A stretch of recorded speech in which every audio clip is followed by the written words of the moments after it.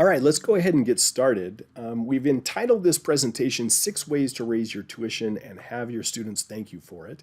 And it's actually about significantly more than that. First of all, if you kind of read between the lines, if you've got some good note-taking materials and you take some good notes, you'll notice that there's significantly more than just 6 tips on how to increase your tuition. But this presentation really is about more than just jacking up your tuition rates. As a matter of fact, it's really about how to increase the average student value of the students at your studio. And sometimes that comes with the ability to decrease the amount that they're paying on a monthly basis because you're charging large down payments or asking for longer term commitments or something else that gets them to pay into the system significantly more over the same amount of time that they would be otherwise. So it's not just about raising your tuition. And I think that's an important distinction that I want to make from the beginning. Now, I run profitable studios myself. I run 7-figure studios. I am not discounting classes. I'm going to show you how we do that without offering any discounts to classes. I'm not offering free trials. I'm not posting on social media like a Kardashian. I'm not willing or able to do that. That's not my skill set. I'm not spending 60 hours a week behind the desk. I'm not willing to do that either. As a matter of fact, I can accomplish everything that I accomplish in my studios with about 3 hours a week of my own input. I'm also not relying on one of these complicated sales funnels that overpromises and has all kinds of automations, and all you need to do is, click this button and then automatically all your enrollments are going to happen and it's going to fill your classes. That's not what we're doing here either.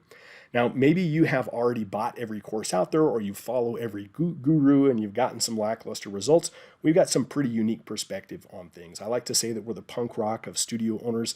We do things differently than our competitors do, and that's one of the reasons that we are so competitive financially. Your studio's doing well, maybe, but you'd like to double the revenue without enrolling a boatload of additional students or opening another location. Now, I personally like running multiple locations. I think there's some ability to scale there that's really, really helpful, but it's not necessary. And anything that we teach today will apply to single studio owners if that's your interest and where you want to focus. Even if you've been in business for years or your spouse thinks that you just run an expensive hobby, we've got some stuff here that's going to push you out of that mode, hopefully. Maybe you struggle every summer just to get the bills paid and hope that enough students return in the fall. I know that there's been a number of studios that have really struggled with that and some of the changes that have happened just culturally just after COVID. And we've got some pretty good solutions to that as well. We retain a huge number of our students over the summertime. Our tuition collections and gross collections of the studio actually go up over the summer, not down. And we've got some pretty cool strategies we can share with you on that as well. Now, look, I don't want to waste your time, though.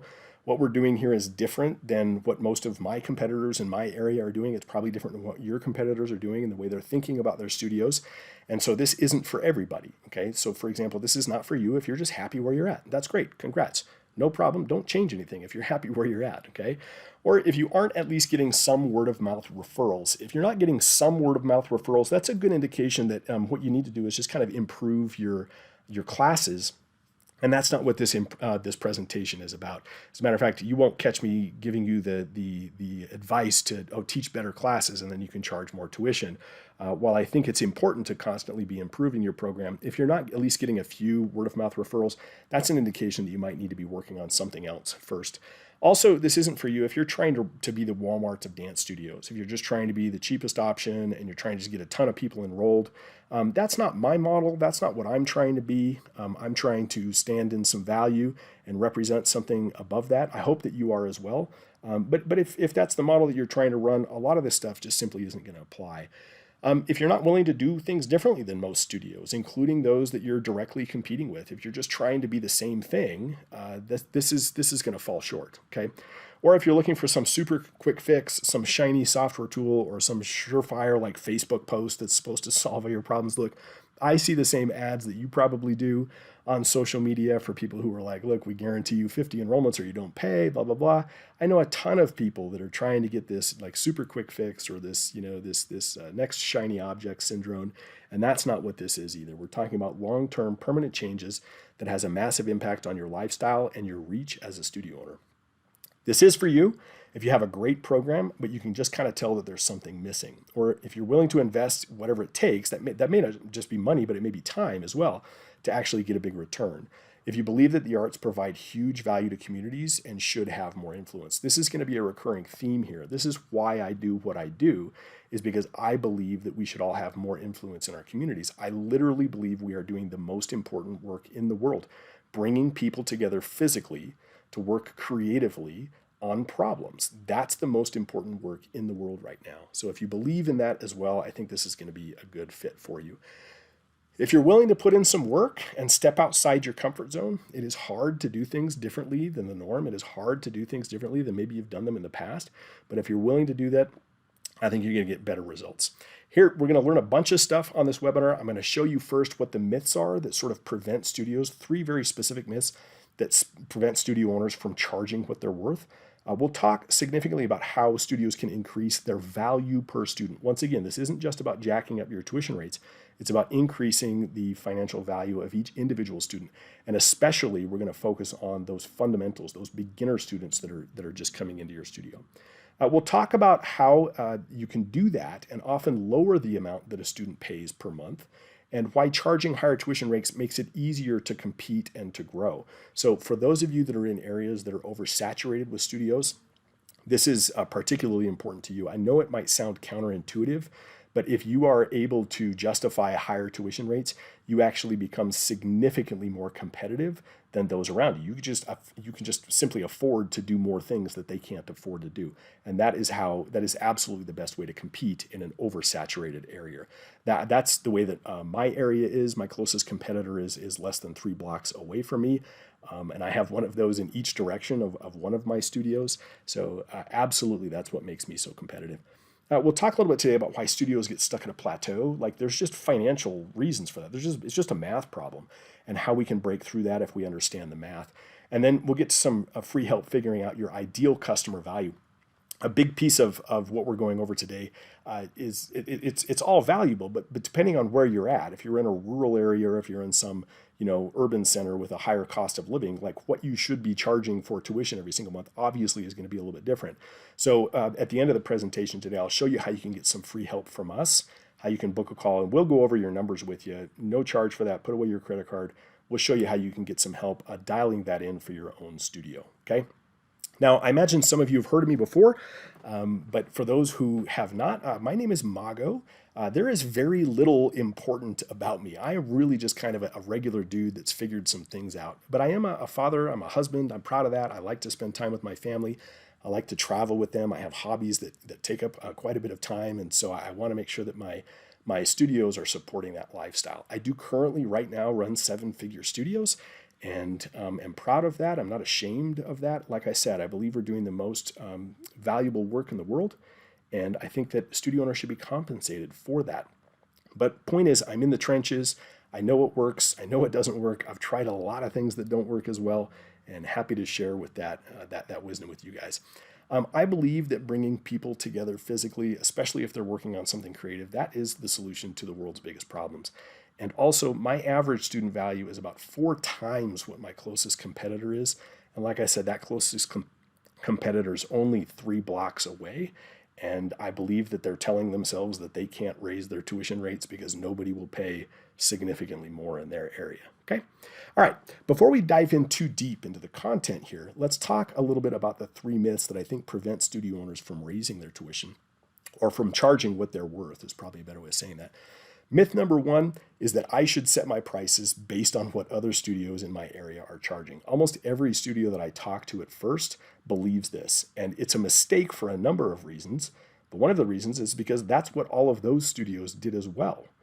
And when every studio is just competing on price, it's a race to the bottom. That's back to that Walmart version of running a dance studio that I was talking about before.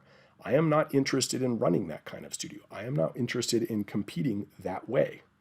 We should set our prices. This is important. We should set our prices based on the transformation we're able to create for our students.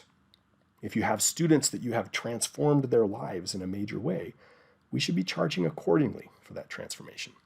Myth number 2, no one in my area will pay higher prices. Now, I get it. There are some areas that are more economically depressed or challenged than other areas. So there is some wiggle room in what you should or should not be charging, and we'll get into that and how to figure that out. But what if we could focus your marketing just on people that value what you offer? If we could guarantee you were talking to people that valued what you offer, what would you charge? These people already understand that what you offer is worth a lot. Would you be charging more if you could guarantee that you were only talking with those people? When we work with people that are educated on our value, they are willing to make bigger commitments.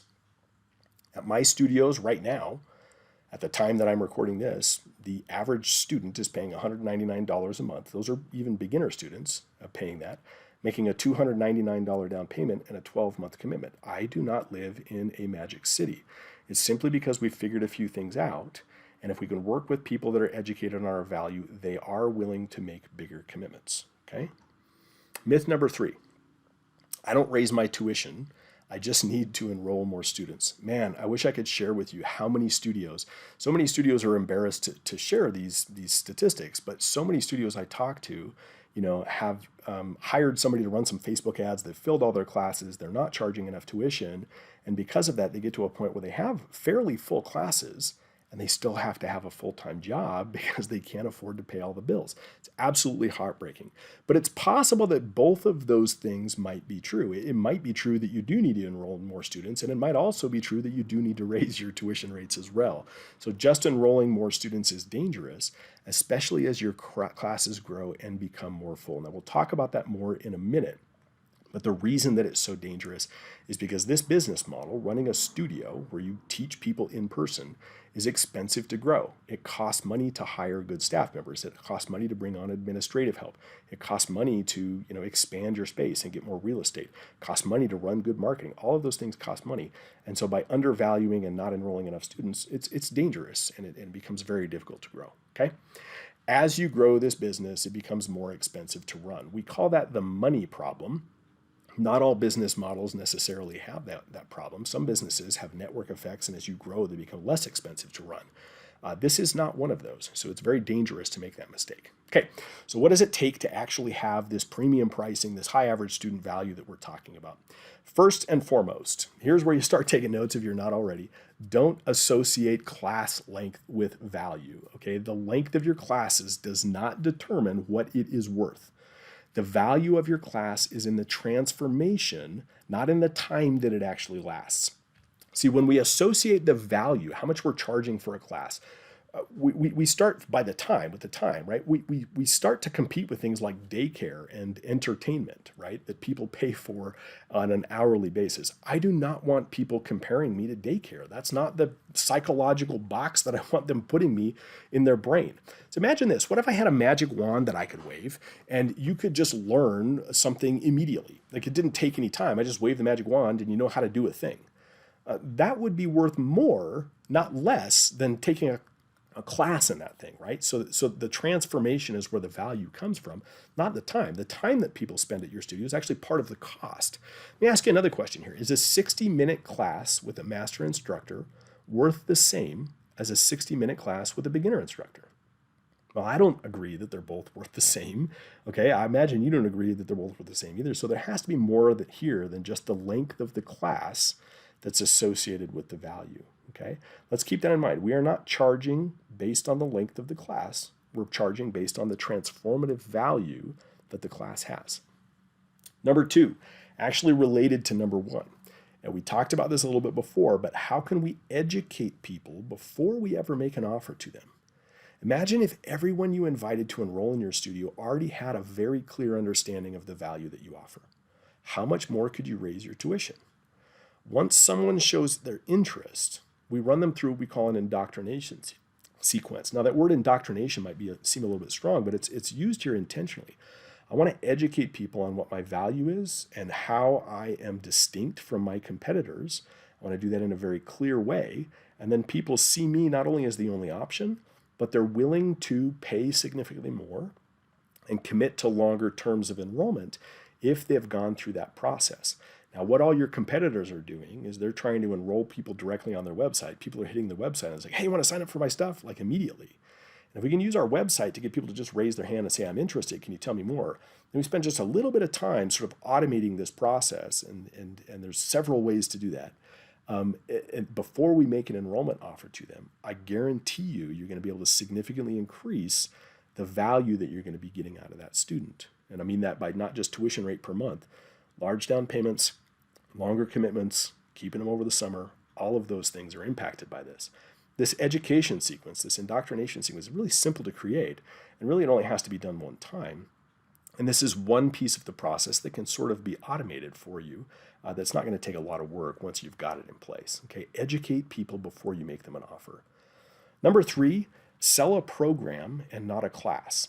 And man, everybody's kind of doing this thing where they're thinking about, it's a 30-minute class and it costs this much. And when you start presenting things that way, when you start marketing things that way, it puts you once again in this psychological box that what you are worth is associated with the time that the class lasts. Or we say, hey, you come in for this class and it costs this much per class, and then you hope that people can make the extrapolation in their brain that they should sign up for an ongoing longer term commitment, right? Your average student value goes up as people commit to longer terms of training. Our language and marketing should honor that. Why would we invite someone to sign up for something that wasn't going to get them the result they were looking for? Can somebody learn what you teach in 3 months? Can they learn it in one class? Well, maybe they can. Maybe you're teaching something where that's a possibility. The arts that I teach, it's not possible.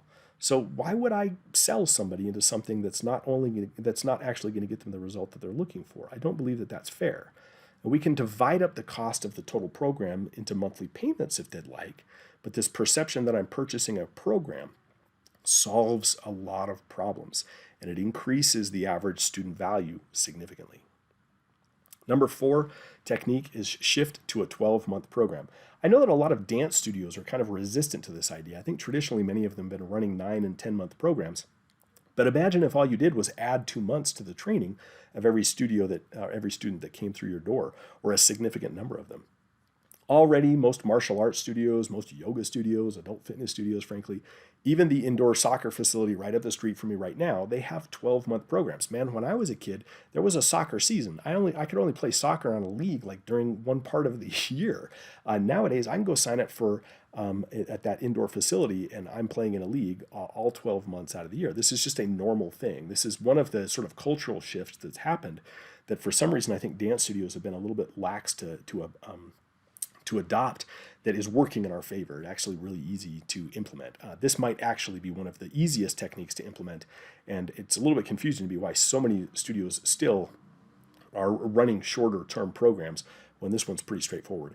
We've also crunched a bunch of numbers on this. Some of you may know already. I have some specialized software that our clients use, and so we're able to track statistics on studios that are doing really well. And I make that distinction. It's not just studios that are doing poorly or studios doing average, but those that are doing really well.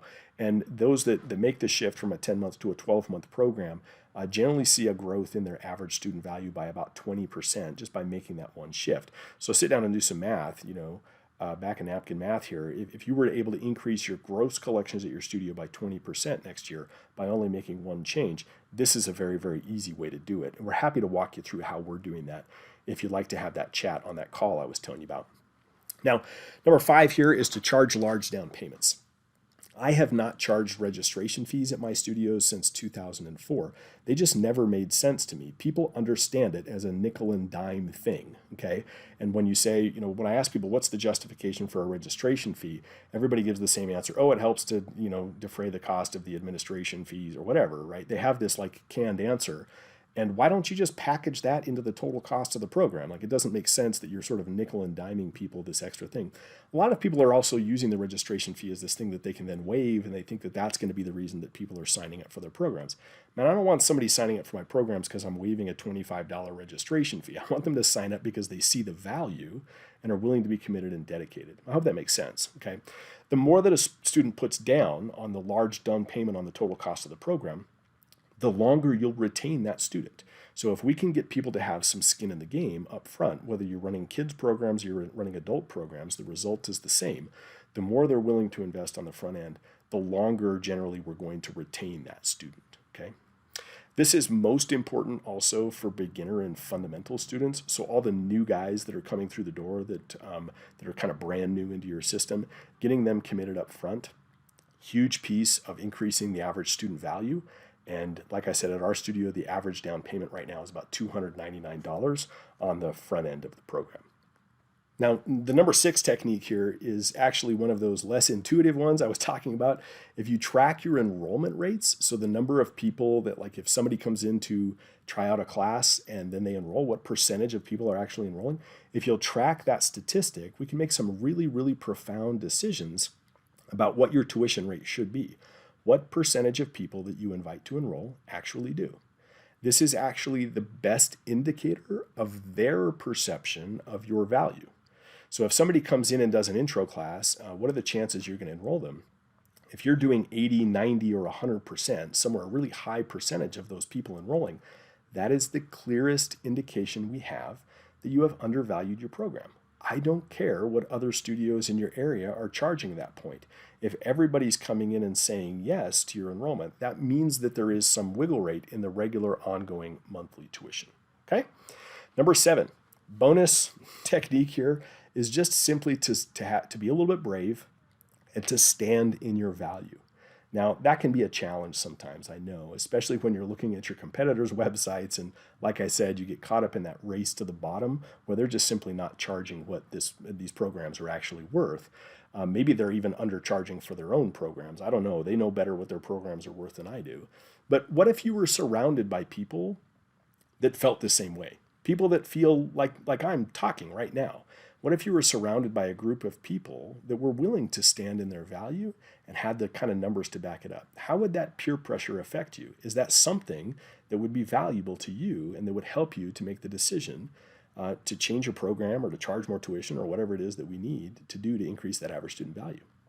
What if you had somebody that's navigated this literally hundreds of times with different studios that could help you to navigate this? Would that make a difference in your willingness to pull the trigger on this? What if you could literally double the amount of income your studio is making without significantly increasing your enrollments? That's possible if you sit down and you do that math. Remember, one of those techniques we said increases your gross income in your studio by just 20%. What if you implemented all of the techniques that we have? And this, by the way, is just kind of the tip of the iceberg. What if we could double the amount of income your studio is making and also increase your enrollments, but not so significantly that you got to go open another location? What if you could do that? But there's a catch here, and there's a problem that kind of we can't ignore, and I've made a little graph here. I call it the scalable tuition zone, and I've made a little chart, and as you move left on this little scale, we're talking about tuition rates that are less expensive. As you move right on the scale, we're talking about tuition rates that are more expensive, and what most people are doing is they're trying to compete on price, and so they're charging less than they should be. And this causes a significant problem. It's very, very dangerous to be charging too little. The reason is because then we don't have enough money to grow. When we get to the point that we need to run some more sophisticated marketing, when we get to the point that we need to bring on some additional administrative staff or more instructors or better instructors, if we're filling our studios and filling our classes with people that aren't paying as much as they would be willing to pay, then we don't have the money to scale. We don't have the money that we need to grow. We end up having to go convince our spouse to, kick in more of their income, or we have to go take a loan out from somebody, and that creates more liability for us financially and socially, right? And now it becomes even harder to grow. It's very, very dangerous to be on this side of the scale, and most studios are. It's also, of course, dangerous to be on the other side. If you're charging too much tuition, if your rates are simply just too high, it's going to be hard to do two things. One is to enroll students on the front end, your fundamental students. It's going to be hard to kind of overcome the amount of momentum that it takes, but it's also going to be hard to retain people. If you're charging too much tuition, it's just simply harder. The moment that the first little financial bump comes along for somebody, this is one of the first things that gets cut. So we need to be in this, what we call the sweet spot right here, which for most areas is not a very big spot, and it is generally lying a little bit farther to the right than most studios think. But I can't tell you exactly where you are on this and where your sweet spot is, because like I said before, the sweet spot in a very low cost of living area, a rural area where there might not be as many people in the area that we can just sell into stuff, is going to be different than if you're in a higher cost of living area that's sort of in an economic boom. Like that sweet spot does change based on where you're located. Where your sweet spot is, though, Depends on more than just where your studio is located. And that's why I've set up some time over the next week to hop on a call with some studios and help them kind of walk through that and figure that out for their own area. Look, you could be the best at what you do and still not be accomplishing all that you're worth. It's absolutely possible that both of those things are true. That can leave people feeling frustrated, doubting their value, and the decision that they made to even open a studio. It's really, really hard for a lot of folks. Let me ask you a quick question. How much money should you have made in the last 30 days? If you were in that sweet spot, how much money should you have made in the last 30 days? In order to get to the next level, you've got to do some investing in yourself. And that's not just financial investing. There's a certain amount of standing in your value, like I said earlier. There's a certain amount of time that you might need to invest in this. But really, you kind of have two options as you're moving forward. You can figure it out on your own, wasting a fortune in time and money, or you can work with somebody that's done it all and that can fast track you. Ask yourself this question. This is a good question. Will things just get better on their own? Is that the way the universe works? If we don't actively continue to maintain things, what happens to them? Or are you willing to invest what you need in order to see real progress? Let me ask you another question here. What is the cost to not fix what you're doing? What are the financial costs to not fix this? Over the next 12 months, how much will you not earn if you don't make these changes? What are the lifestyle costs to not fix this? Are you able to live the life that you want to live? Are you able to take the time away from your studio to travel or spend time with your family? Your lifestyle can be different than mine. That's totally fine. But are you able to live that lifestyle? Is this business able to support that? What are the emotional costs to not fix this? Is this stressing you out? And linked to that, what are the health costs? If you run this business in a very stressful way for 20 or 30 years, what does that do to your health? What are the relationship costs to not fix this? The good news is there is a solution. You can stop wasting time. You can stop waiting for things to get better on their own. You can stop feeling embarrassed that your studio isn't organized or profitable if it's not. You really can stop feeling broke and held prisoner to your studio. And what's the answer? It's not a new marketing technique. It's not just a new software to automate things. It's you and the value already in your unique offer. Okay? But every studio is different. And how you implement and in what order changes. And how can we help with that? Well, that's why we've set aside some time to speak with you personally and talk about how the system that we've figured out can help you in your life and in your studio starting today. There's no cost, nothing to buy on this call. Go ahead and put your credit cards away.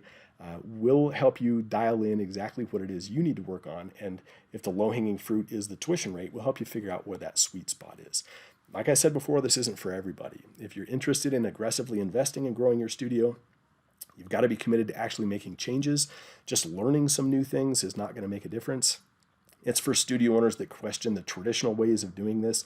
A lot of studios out there running a model that was invented 50, 60 years ago, even 70 years ago, and it's not the way that things work most optimally today. So we've got to be willing to push back against a little bit of tradition. Studio owners that are interested in attracting dedicated, quality students that place a high value on your service and are willing to pay well for it. Once again, we're not making offers to everybody. We're making offers to people that are educated and see the value in what it is that we do. So why are we doing this for free?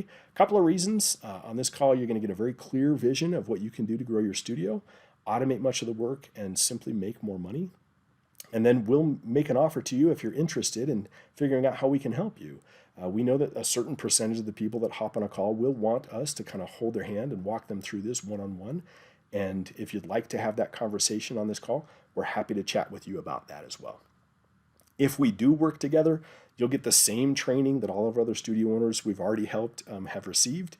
This training is specifically designed to help you start making more money fast and attract more students right away. And we're going to do it in a way that doesn't require you to increase the tuition on your current student base as well. You should plan on spending about 3 to 5 hours a week. There is some time here learning and going through some of the training that we have to implement these systems. And then I'm going to push you a little bit. I'm going to hold you a little bit accountable, keep your feet a little bit to the fire, to double your enrollment, double your student value, and add at least $100,000 in income to your studio. I think that's a pretty clear, good goal if you implement these things the right way. So here's how you can get a hold of that offer. If you'd like to head over to automateddancestudio.com, that redirects you to a little form where you can give us a little bit of information about your studio. We need to know a few things so that we're a little bit prepared on the call. Once again, don't want to waste your time. and let you know a little bit about what the low-hanging fruit is, how we figure out what the sweet spot is for your studio, and then what order you should be implementing the things that you're ordering them in. So head over to that website. Just go to automateddancestudio.com. A few simple questions for you to answer. We'd like to know a little bit about how long you've been in business. That's helpful to us. We'd like to know a little bit about the area that you're in. And frankly, we'd like to know a little bit about the personal goals that you've set for yourself, because how aggressively we need to implement may change depending on how aggressive those goals are that you've set for yourself as well. So super simple, automateddancestudio.com. Go fill out that form. You'll be redirected to our calendar directly. And then you can pick a time that's convenient for you to hop on a call with us, and we'll walk you through exactly what you should implement. You'll walk away from that call with a very, very clear path of what you should be implementing and in what order. And then, as I said, if you're interested in talking to us about how we may be able to help you with that and walk you through that, we're happy to have that conversation on the call if you feel so inclined. I can't wait to hear more about your studio. I can't wait to hear more about your goals. And I can't wait to hopefully be help as you're having an increased influence in your area. You are doing the most important work in the world. What you are doing, if we could get more people to do it and more people to do it effectively and more people to participate, man, I think the world would just be a different place. Can't wait to chat.